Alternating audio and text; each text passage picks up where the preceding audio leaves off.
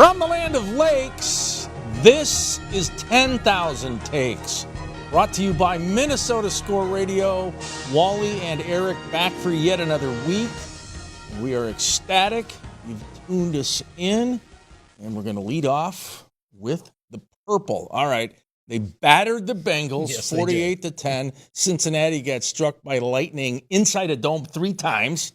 Isaiah Rodgers, 87-yard pick six, 66-yard scoop and score, and then Will Reichard with that power ball, 62-yard field goal, a team record. By the way, you were at the game. I was not. Did they have the pivoting doors open? Because it was a beautiful day. I was at Target Field. It was a gorgeous day. From my vantage point, it did not look like those pivoting doors were open, but they had the fake flakes falling from the roof. Oh, well, that's good. Yeah. So we had snow in September. In the house of noise. So, okay, the Vikings dispatch of Cincinnati. Right. Carson Wentz checked every box. The defense was outstanding. The running game returned. I think that got lost in the great game Isaiah Rodgers had, but Jordan Mason looked great, and now they're over in Ireland and then the UK. They've got Pittsburgh and then Cleveland. These are neutral site games. These are technically home games for the Steelers and the Browns. I think that's a break for the Vikings, especially in a normal year. They'd be going to play in Pittsburgh. And how many road venues are more difficult than Pittsburgh, PA? No, and we saw the snow globe game that Cleveland played in last year, and they won't have a lot more of those because that new stadium, the Dome, is going to go up by the airport out there. So, if you end up playing them in, November, December, you never know. You might get a snow globe game. So, yeah, I think it's a huge advantage for the Vikings. They'll get 9 home games, and, they've got the 8 road games, and 2 of them are a neutral site. Couldn't have worked out any better for Minnesota. No, and it's ironic, too, because they'll see Aaron Rodgers this week. By the way, it's a very early kickoff here in the Central Time Zone in the U.S., yes. But if you remember, they saw Aaron Rodgers last season in London with the New York Jets. Oh, that's right. And they got that win. So can they do it again? This time would be Ireland. I don't know. I think Pittsburgh's going to be a very difficult matchup. They're a solid team. They're 2-1, but I know they feel like they can play better. If you can pressure Aaron Rodgers, I think you got a good chance of winning. If he gets comfortable and he can set up in the pocket and find his spot, and he's also a guy that'll move around, but he's not quite as athletic as he used to be. But I think that's a big key. Can the Vikings pressure him? And can Minnesota continue to run the ball like they did against Cincinnati? Well, I think if they do, that's really going to help out Carson Wentz. I mean, he played well enough for them to win last week. What was he, 14 of 21 for 170-some yards, had a couple of touchdowns. No picks, 2 TDs. No picks, right, 2 touchdowns. And some of the, I wasn't there, but I watched the highlight package, and some of the throws he made I thought were pretty athletic. I mean, he wasn't just standing in the pocket. He was moving, throwing on the run, finding Justin Jefferson, which is never a bad thing, especially if he's open.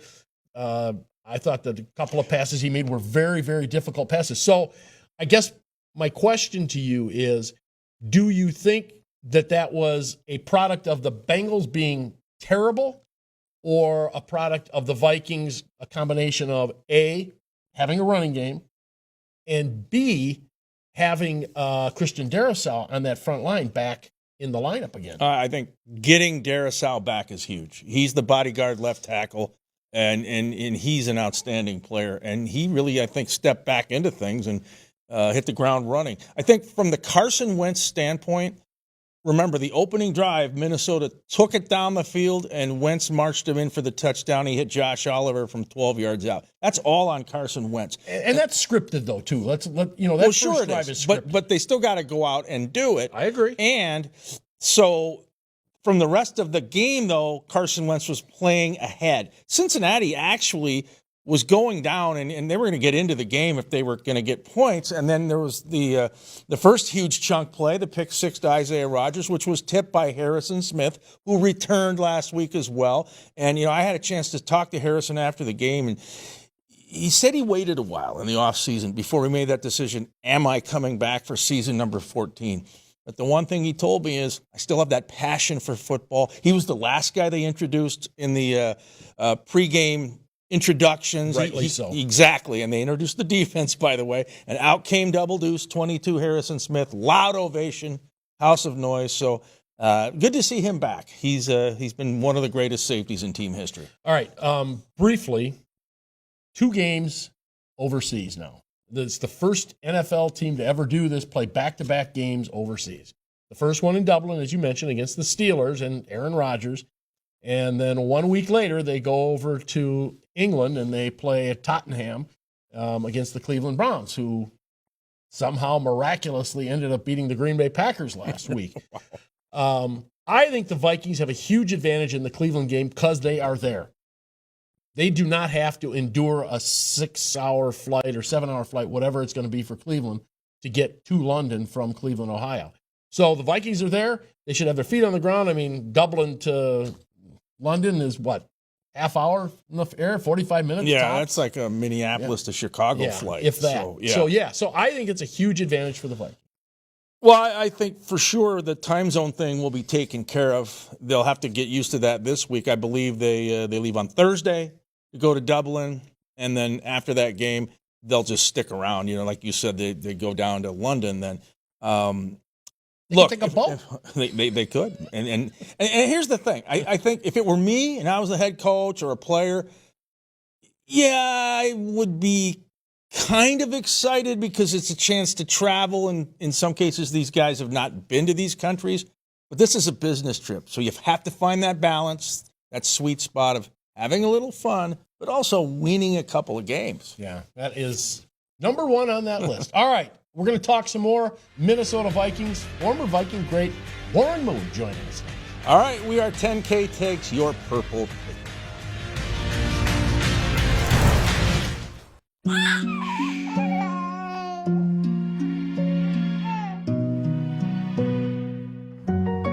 Seeing clearly matters. Being seen matters more. Nobody cares for eyes more than Pearl. Finding the ideal place to stay is important for business travelers. Lakeville, Minnesota is conveniently located off I-35, just south of the Twin Cities with a variety of hotel choices. Lakeville offers convenient amenities such as shopping, walking trails, golf, and more. Our unique meeting spaces, historic downtown, live music, and over 60 dining options are sure to impress. Book your next stay in Lakeville and experience convenience, comfort, and quality. Find your perfect hotel at visitlakeville.org. Life moves pretty fast, but not at Freddy's. When that first bite hits, you can't help but slow down. The secret to quality time is just quality and time. That's Freddy's.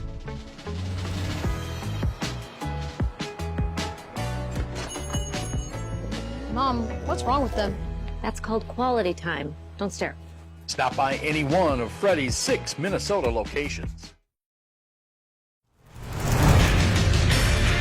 Welcome back, 10,000 Takes, and we are going to continue talking Minnesota Vikings and NFL football. And joining us now, former Minnesota Viking, Hall of Famer, Warren Moon. Warren, I'm assuming you saw at least parts of these first 3 games of the Minnesota Vikings. Give me your impressions from what you've seen through 3 weeks. Obviously, a different quarterback this past week with Carson Wentz playing, but give me what your thoughts are as you've seen this team unfold here in the early part of the season. Well, you can see their defense is really starting to take shape, and they're being more aggressive, especially in this last game. And of course, J.J. McCarthy started out at quarterback, the first couple of games until he got hurt, and he had a great first game as far as bringing the team back at the end and winning that game. But then he struggled a little bit in the second game and ended up getting injured in that game, so he's kind of out right now. But I think the Vikings are a team that's going to be in the thick of things. They're in a very tough division with Chicago, with Green Bay, and with Detroit. So it's going to be tough within the division trying to, dominate that division. But they definitely have to win the games that are outside their division because you just don't know how well you're going to do within the division, whether you're going to be, a 50-50 split or what. But they're off to a good start, and that's a good thing. And hopefully they can get JJ back here pretty soon so he can continue his progress. But if not, they have a very experienced backup in Carson Wentz, who had a really good game last week. Warren, I want your definition, since you're the Hall of Fame quarterback, what exactly is a quarterback whisperer? I mean, we saw what happened with Sam Darnold last season in Minnesota. He's now out where you are in Seattle. The Seahawks are 2-1. Daniel Jones in Indianapolis are 3-0. Now you got Carson Wentz. He's 1-0 in his only Viking start. What's a quarterback whisperer? Well, I think it's somebody who really understands the position. Kevin McCarthy has played the position before, so that helps. He understands what it takes to be a quarterback. He understands the mindset of a quarterback. He understands the preparation that a quarterback goes through, and he also understands the maturity that has to happen at that position. I think what he really does well is he takes the quarterback that he has, and he really understands his strengths and weaknesses, and that's what he incorporates into his offensive play calling. I think he does a great job of that because every quarterback he's had come through there, they pretty much had some type of success, and I think a lot of that has to do with him figuring out what their skill set is, and that's what he incorporates into his play calling. How difficult is it to jump in the middle of a movie like Carson Wentz did? Really no training camp, came into the Vikings camp late, last preseason game or shortly thereafter. How difficult is that? I think for him, if this was the first time, it would probably be difficult, but he's been a couple of different stops as a backup and has had to come in. So I think he knows the role. I think he understands that when you are the backup, you have to be ready at any time, at any minute in the game, because you're one play away from going in the game. So your preparation throughout the week has to really be on point because you're not going to get as many reps as the starter does. So a lot of your reps are going to be mental. And I think that's why veteran quarterbacks make better backup quarterbacks because they know the game a little bit better. They've understood it. And Carson has had great success in this league. At one time, he was up for MVP in early in his career. So he's a good guy to have on this team as a backup. And he's somebody that JJ can learn from as well as far as preparation and somebody that he can bounce things off of when he has questions when he doesn't want to go to his head coach. Warren, when you look at the NFC North last season, in the regular season, it was the best division in the NFL, producing 3 playoff teams, Green Bay, Detroit, and Minnesota. Postseason wasn't so good, but now you've got another fast start for Packers, Lions, Vikings. And Chicago got a huge win the other day, and Caleb Williams had his pinnacle game. Do you think the Bears are ready to maybe make a move with Ben Johnson and the young quarterback Caleb Williams? And I know you know him well. You would hope so, but again, it's a learning process for all of them right now. They're almost like Caleb's almost like a rookie again because he's learning a whole new offense. The big difference is he knows a lot of the players because he was with them last year. But for him, as far as what he's being asked to do, it's totally different than what he was asked to do last year, and then even more totally different than what he was asked to do in college. So he's trying to become more of a rhythm quarterback where he's throwing the ball in rhythm, where he's hitting his back foot and letting the ball go. That's not something he's used to doing, but I think he's getting better at it, and you saw that last week, the way he played against the Cowboys. I mean, the Cowboys' defense isn't a great test, but still he seemed to be playing in more rhythm than he's played his first couple of games this year, and I think that's only going to get better as we go along. In your mind, with this 2-game trip overseas, first Dublin, and then they go over to London, Tottenham, what do you think the biggest trip fall is or will be for them to maintain focus in winning a couple of football games? Well, I think that's the big thing is maintaining focus. And a lot of that is going to have to come from the leadership, coaching staff, and then also the leadership on the football team, just making sure guys are doing what they're supposed to do. And when they do have some free time, that they're not getting too far out of whack as far as having too much fun in those places. You want to make sure you're getting your rest. There's a big time change when you go to those different countries like that. So you want to make sure you get back on schedule with your rest. And just know that you're there on a business trip. It's not a sightseeing trip. It's not a vacation. If there's a football game to be played over there, it just happens to be in another country, and that's what you have to focus on. And I think the leadership of the coaching staff and the leadership on the team would do a great job as far as keeping the guys focused where it needs to be on a football game. Do you like what the NFL's done in the last 10 to 20 years trying to expand a global footprint. It's the UK, it's Ireland, it's Germany, it's Brazil, it's Mexico, and goodness knows where they're going to play a game in the future. I still think they're better off playing in the States, but what's your view on it? Well, I think they're trying to bring the game to other countries around the world because the game is so popular right now, and it's being done at the player's expense. There's no question about it. That wear and tear on your body when you travel that far and play a game and get right back on an airplane. And I don't know if they have a bye week when they get back or not, but that usually helps that you get some time off. So, yeah, those games are tough on you, but once you go over there and you go through the process of doing it and then you come back, that's going to be the key. When is that next game after you get back? Or do you get a week off to get your body back healthy and to get yourself acclimated back to the time change so you can get back on schedule for the rest of the season? But I understand what the league is trying to do. They're trying to promote it. They're trying to make money, and the players benefit from that too. The more money the league makes, the more money the players make as far as their collective bargaining agreement. So they're agreeing to doing these things with the Players Association, so I think this is something you're going to see continue to happen. Yeah, they do come back, oh, by the way, to a bye week, and then the following week, they get Philadelphia. Do you think Philadelphia is as good as it gets in the NFL right now? I think they're right there.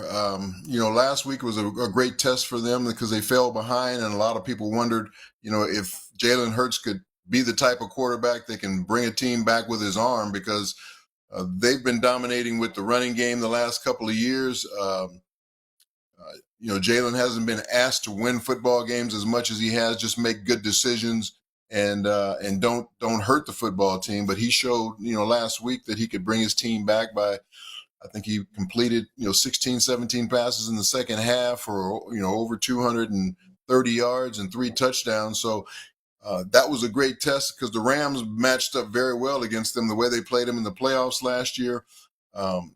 I thought they were going to win that football game, but Philadelphia showed that championship medal and came back and won that game. So, yeah, they're as good as anybody definitely in the NFC. I really like the way Detroit looked against Baltimore, going into Baltimore, a very physical football team, and really taking it to them.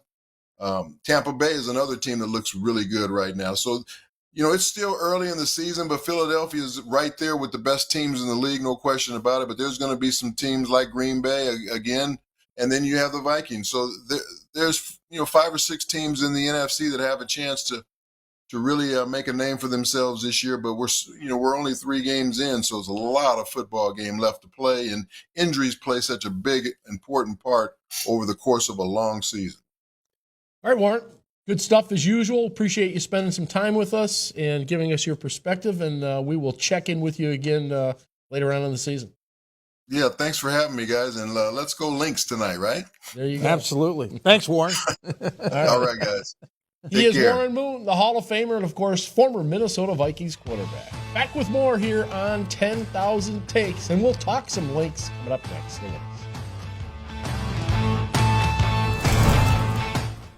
Life moves pretty fast, but not at Freddy's. When that first bite hits, you can't help but slow down. The secret to quality time is just quality and time. That's Freddy's.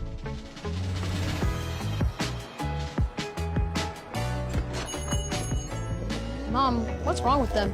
That's called quality time. Don't stare. Stop by any one of Freddy's 6 Minnesota locations.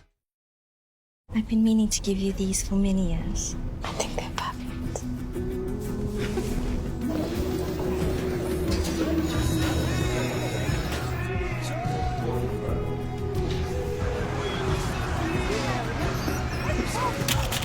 Maya? Oh, I love your earrings. Why didn't you try these? It isn't just about vision, it's about care. Nobody cares for eyes more than Pearl. Let your adventure begin in Lakeville, Minnesota. We have over 90 places to grab a bite to eat, and we're close to the Mall of America, Valley Fair, and the Minnesota Zoo, plus hotel packages and great rates. Visit Lakeville. We're serious about fun all year round. We are 10,000 Takes, and we're going to talk a little hoops right now. Your Minnesota Lynx in the postseason. I know you were over there watching some playoff action. Give me a sense of what it's like inside that building. I know what it's like for playoffs for the Timberwolves, but according to what you tell me, 10,000 plus people made it feel like 19,006 or whatever that number was. It really did. Game 1 on Sunday was a lot of energy in Target Center. And, Phoenix jumped out to a 9-point lead in the first half. The Lynx had to claw back. They regrouped at halftime, and then they made a run in the fourth quarter and won it convincingly, in my opinion. But it's an engaged fan base. It's a fan base that makes a lot of noise. They're passionate about the Minnesota Lynx, and they should be. And this is the drive for 5. They're looking for their 5th banner, their 5th title, and there's a good chance Minnesota will do it. They're the top seed.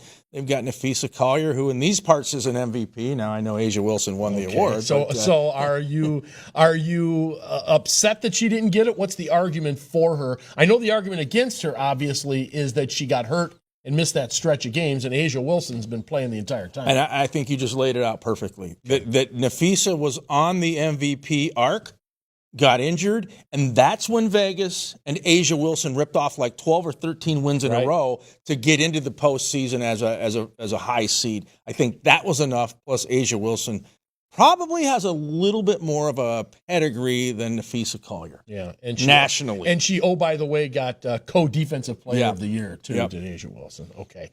Well, as I mentioned earlier, I was at Target Field last Sunday while you were... So you were the one. Yes, I was the one. Good one. You used my line. I like that. And they managed to win their final home game.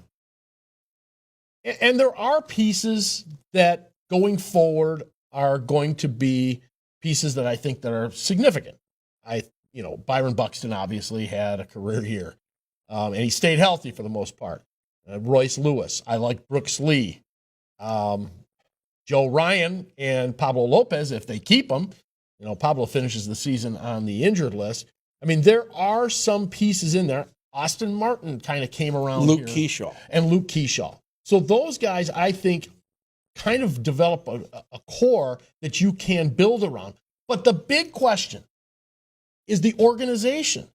Are you going to spend any money to go out and fill in those other gaps that you have? And the answer we know is no. They aren't going to do that. Yeah, I think this is one of the bleakest periods in the history of the Minnesota Twins, given the fact you're in a division that's winnable if you try to win it.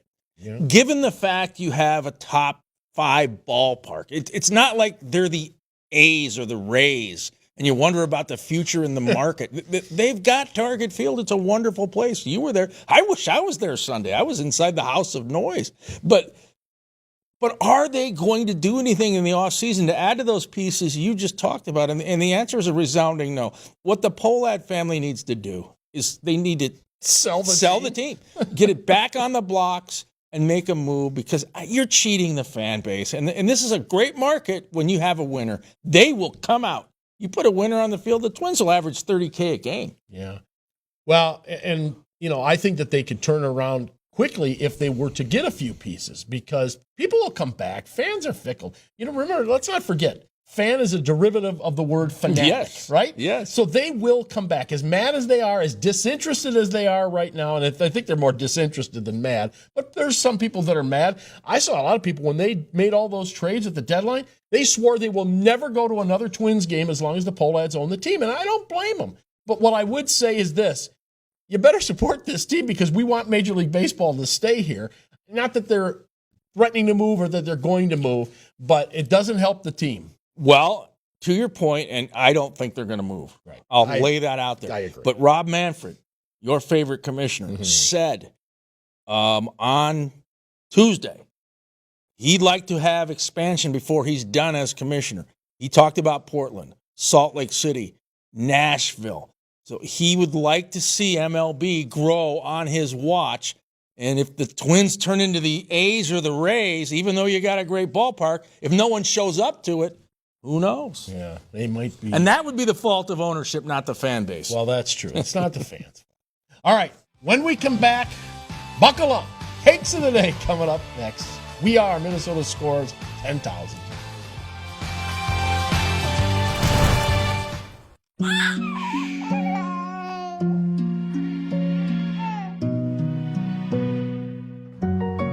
Seeing clearly matters. Being seen matters more. Nobody cares for eyes more than Pearl. Wally and Eric from 10,000 Takes here in the land of lakes. And if you want sports of all sorts, check us out. We cover all the bases, all the teams in the great state of Minnesota. Vikings, Twins, Wild, Gophers, Timberwolves, Loons, you name it, we do it. Late night Saturday night on Fox 9 Plus and on the Fox local app.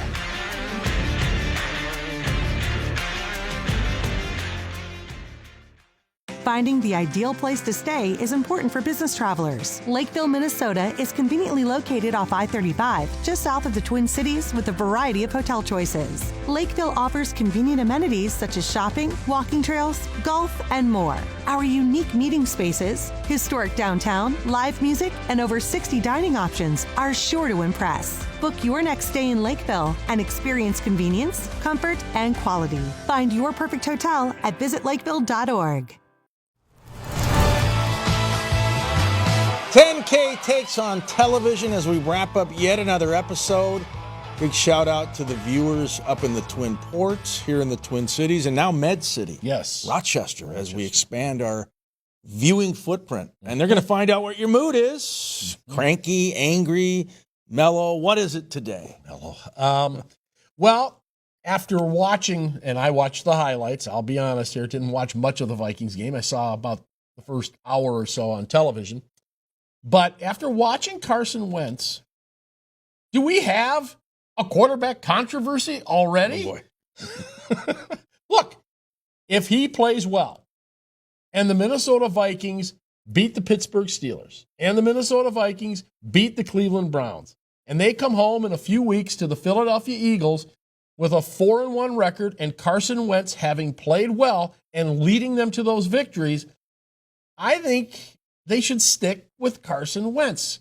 J.J. McCarthy has all the talent in the world. We know that. That's why they went out and drafted him as high as they did. That's why they decided that he's going to be their number one guy this year. However, he is, for all intents and purposes, a rookie, certainly on the field. I think that they need to give him as much time as he needs, A, to get healthy, and B, if they're winning football games, don't make the switch. Stay with what got you there. If Carson Wentz continues to play well, heck, he threw a couple of touchdown passes, didn't throw any interceptions last week. I would say, maybe you have to create a little controversy, but I would say stick with CW. All right. The CW. Yes. There he is, a demanding diva. I agree. Throwing down the gauntlet at KOC and the Vikings. Well, we'll see how they do in Europe. Yeah. Remains to be seen. Yes, TBD. Yes. All right, well, my take of the day, we touched on the Minnesota Lynx earlier, and I had this thought when I went to Game 1 against Phoenix in the WNBA semifinals. There's nothing wrong with Target Center. I know. They don't need a new arena. All this new arena really is for is to build more suites and create more seating that most fans will not be able to afford to get into the building. True. So, first of all, your location is the best spot you can be in Minneapolis, the warehouse district. Now, I realize they want their own battery so they can build their own bars and restaurants and pocket even more money. But I'm telling you, there's nothing wrong with Target Center. It's now got tradition. I went to those T-Wolves playoff games. You did too. We went to a lot of regular season games. I've never once gone into the venue and thought, oh, crud, I'm inside Target Center. It is fully functional. It's got some energy. It's got some history, especially when you're talking about the Lynx. They've got 5 banners. The T-Wolves, not quite as many. But anyways, I say keep Target Center. We don't need a new arena in the Twin Cities. Yeah, we don't need a new one in St. Paul either, oh, by the way. Yeah, we'll do that next week. Yes, okay. All right, on that note, we got to go. Thanks so much for tuning us in. We are 10K Takes, your sports tick.